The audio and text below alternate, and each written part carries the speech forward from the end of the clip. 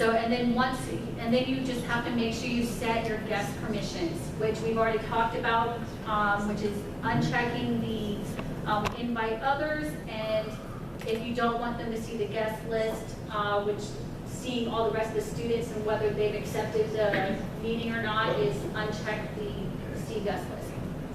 And then once you're done,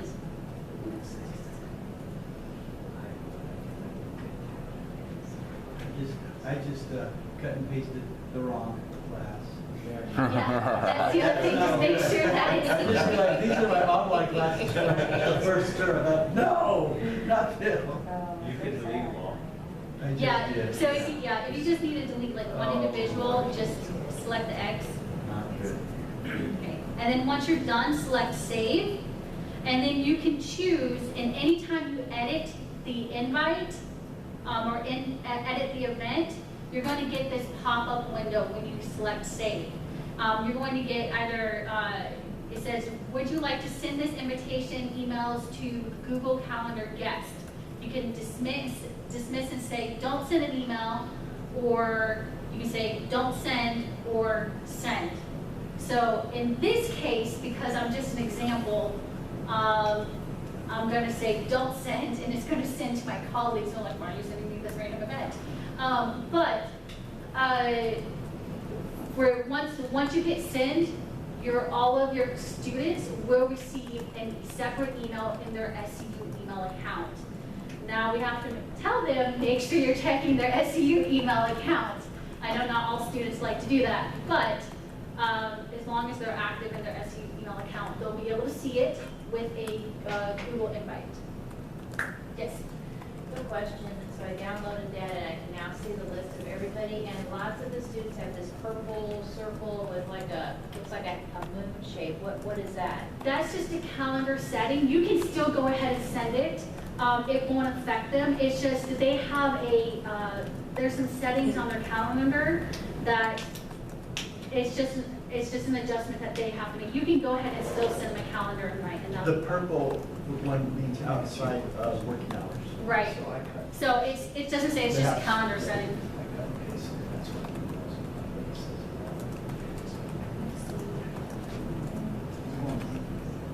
You're welcome.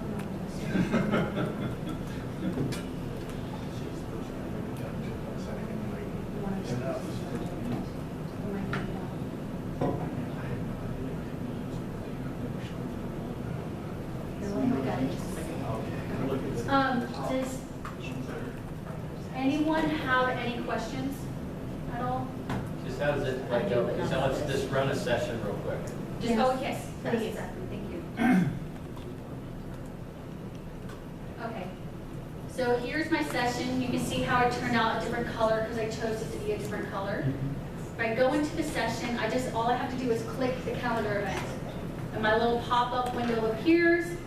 I can see the phone number right here, and students can see that if they go to the calendar or if they go to the email invitation.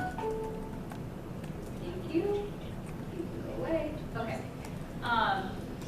So you can see the calendar. So if they don't have internet access, that's what I would direct them to on their phone. Yes. Yeah. And the only thing that they won't have is video. Right. They won't have a video. What was that? If they're joining by phone, they won't be able to see what you're talking about. But if if you have a PowerPoint presentation, you could attach it into the calendar event, and then they can have it in advance. Say it again. So when you're creating the calendar event, Yeah. you could go ahead and pre-attach the PowerPoint ahead of time from your computer. So then that way, Where did you get this? Select. I'm sorry. okay. It's a little paper clip thing. Yep. So if I'm editing the event, I'm going to select the event, and then I'm going to select the pencil icon to edit, Okay. and then scroll on down to the description and select the paperclip. And then I can attach anything from my computer. Now, will we be able to see everybody if they're on computer? Yes, so if there is, once I get on, Okay.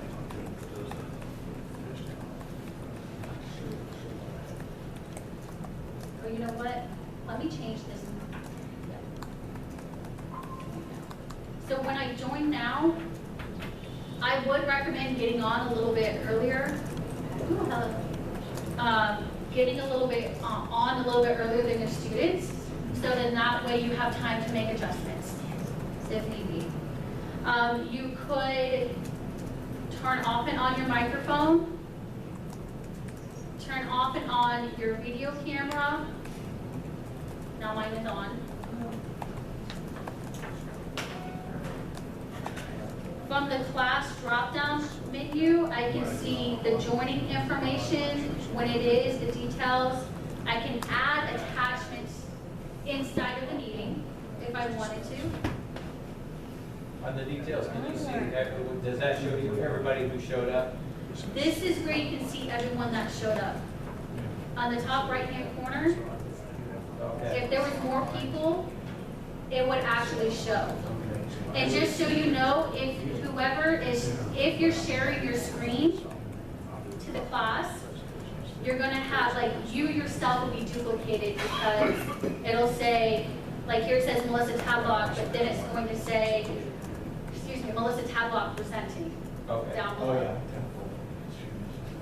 So is it difficult to have a whole bunch of people in, like, does it bog it down if everybody has their video on?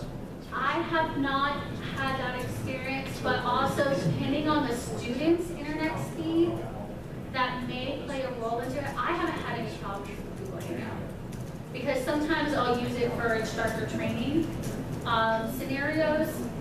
What I do monthly, I'll use Google Hangouts, and it's How many people have you had in? that's the only thing, getting everyone to come to the instructor training on a monthly basis is a whole nother ballgame. So I typically don't have a lot of people that come, but in all the other meetings that I've had, I've never had a problem with Google Hangouts. Okay. What's the largest you've had? I've had 25-ish, Okay. but not, like, it can go up to 100 people, including yourself. But I personally haven't had that many people all at one time. Right. So I have a couple classes at 40, and I'm just curious. Right. So, but this is a really easy. Can you make groups within the Google Hangout? If you schedule multiple events, because you can schedule multiple events at the same time, but it's not, and all the groups can get together and discuss together. But my wondering is if you, as an instructor, are expected to be in the different events and the different group events all at one time, you're basically saying, I have to be at 4 places at different times, at the same time. That's what I mean. Could she have 4 different tabs up? You could, and float back and forth. So there's not a way to say, for example, every Friday we do article discussions. So in my classroom, in this very room, they break up into small groups, they discuss the article, and then we come back together as a full class. Right. So what you could do is create a class event, and then what I'm going to do is I'm going to select the event, and then I'm going to duplicate, select 3 little dots, and then duplicate. But instead of saying class, I can say group A, and then take out everyone that doesn't need to be in this group. What I would do is I think I'd just do it in a discussion forum. I would make sure that you add a new Google Hangout link. So you'll want to put a fresh new Google Hangout link down there. That would be. And then select save, send. And then now I technically have 2 meetings at one time. I have one that everybody is invited to, and I have one that group A is. We can record these, correct? So like if somebody, so if we had students, we wanted them to work in groups, but we wanted to see that they were actually working in groups, they could send us the link to the recorded session where they met as a group, and we could just click on it and see what they did. Right, let me see if I can pull up, don't run right fast. Let's see. So I can send you guys this video tutorial so you guys can have it later. Who would be, Dr. Ehler, if I send this video to you, can you send it out to everybody? Sure. Okay, so that way I'm just sending it to, make sure I'm not missing anybody. Yeah, does anyone have any other questions regarding the Google Hangout meeting? So does it have the option, I would assume we have the option of sharing our screen? Yes, you do. Yeah. Yeah. You can show a screen or a presentation, like if you want to just show them the PowerPoint, but they don't see everything else. You do that Present tab over on the right, where you just were, or that one What is there. that? Oh, present. Right. So when you're talking, this white bar can go away sometimes. To get it back, all you have to do is just move your cursor, move it towards the bottom of the page, and that white bar pops up and appears again. Okay. So present now would be like, okay, I'm on. Yep. So present now, and then you can do your entire screen or a window. I typically recommend entire screen, it's just easier. But whatever you're presenting on your entire screen, that's normal. That happens everywhere. So, but whatever you're presenting on your screen is what the students will see. So it's just being mindful about your movements on the screen. So when you get this pop-up window, you're going to make sure you select the screen that you want to share. Like for example, at my desk, I have multiple monitors. I have to, what I'm doing right now is I'm telling them which monitor do I want to share with the students. Okay. And then I can select share. Because what happened was this share button was not clickable until I selected the screen that I want to share. And then I select share. Tells me I'm presenting. I'm presenting to everyone. Awesome. This is what I want to see. And this is what I was talking about before. Is right here I have Melissa Tadlock because that's my video of myself, and this is the fact that I'm actually presenting my screen. So you'll see yourself on there twice, or whoever's presenting will see themselves twice. If a student needs to present during the meeting, all they have to do is just go through the same steps that you just did, and it'll stop you from presenting automatically, and it'll get them to present. And then all you would have to do is come back down to the same button, and instead of saying stop presenting, it will say so-and-so is presenting, and then you can transfer it back to you. Is there a way to see what your screen looks like while you're presenting? What you see is what they see. So your You're video will presenting show the up. whole screen. So they will see your video. They will Of see, you. yeah, if you're seeing it on here, is what they're seeing. So if I go to, I'm navigating YouTube, they literally see all of my tabs over here. I'm really bad at having Just a all- little busy. So, and if I expand this, let me, I can hit. Hey everyone, it's Gary the Google guy. I thought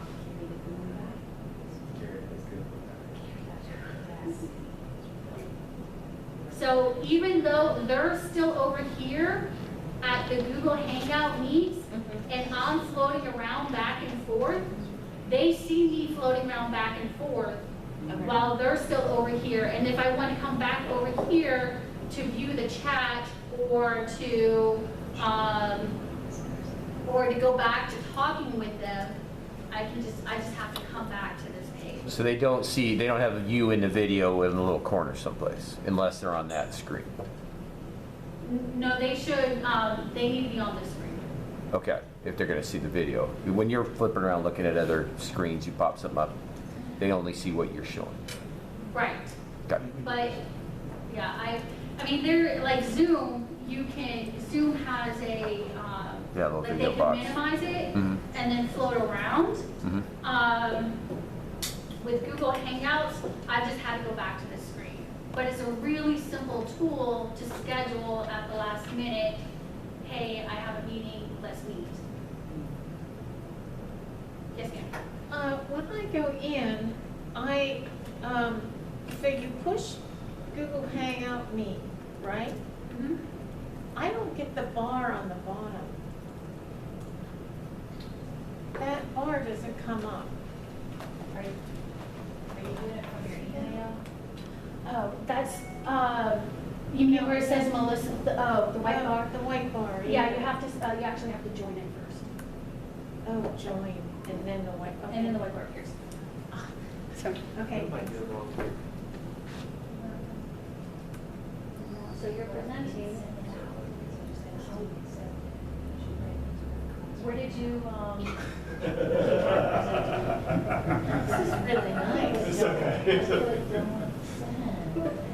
okay, so you must grant permissions to screen share. Lindsay, do you use this? Do you have your? I have That's used the- it, I or understand. never used it when I was in classes, or your and I own actually use it microphones a lot. on. She's You home can take it off. on Tuesdays and Thursdays doing school, and so. What you just did, it sends out another one that says delete. Yeah, you must grant And then you permissions can to redo it screen again. share. This is right there.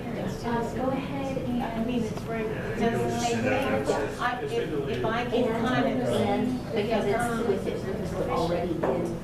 Search for microphone or video camera. It's easier to get. Schedule and then. If not, you might have to do it actually on your computer settings as well, opposed to just the That's browser why I was settings. thinking that Bongo might be good, but it doesn't look like you can see each other. You know, yeah.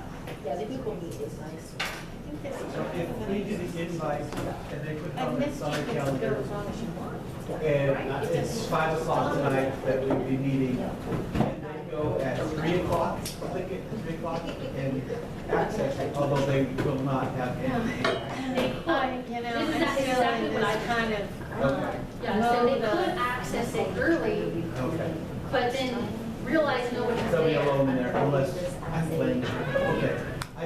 I'm gonna send an invite, but I wanna play with it, with all this stuff.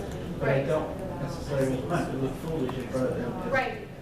So what I would recommend is create the one for your meeting tonight, or tomorrow night, whatever it is, but then create a separate event just to play around with it. That makes sense. Yeah. Yeah. Okay. I may give them a little bit of instruction, but that's not. Concerned with that, if they feel too much like they're not in the classroom, they might decide to go online, they might, you know, Are there I any don't, other I just questions wouldn't that I want can to. answer? So if we turn on our, if we turn on our event, like we click on it, and we're just practicing, but there's already a group of people set up, is it tell them we're Yeah, meeting? and a number of It does students tell, say it that does they tell can't that someone's learn. in there And, already. you know, a lot- What I just recommended, it was, if you want to practice, if you want to set up, Because they're not, you know, if you want to practice, I just recommend You know, setting up a in separate terms of event to their practice with, but if you're getting there early, students could get in there early and say, and get in there early. So if you're in there like maybe 30 minutes ahead of time, but then they're getting to the meeting, 10 minutes ahead of time, they can log in at that point, like nothing's gonna stop them from logging in. So once I've done that, is that link still gonna be active for that event that I set up?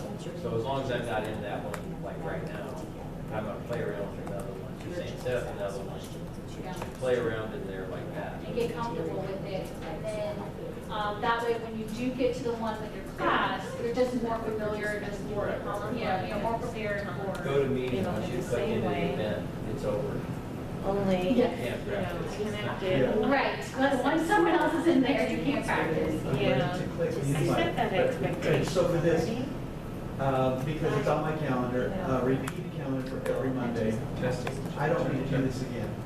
Next But Monday you're it's gonna right. be up again, they just need If to they're in it. Right. click that Yeah. account and they're there with No. the join. Yeah, correct.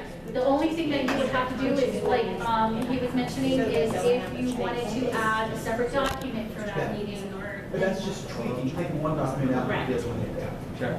But you'll need to go ahead and set up, a meeting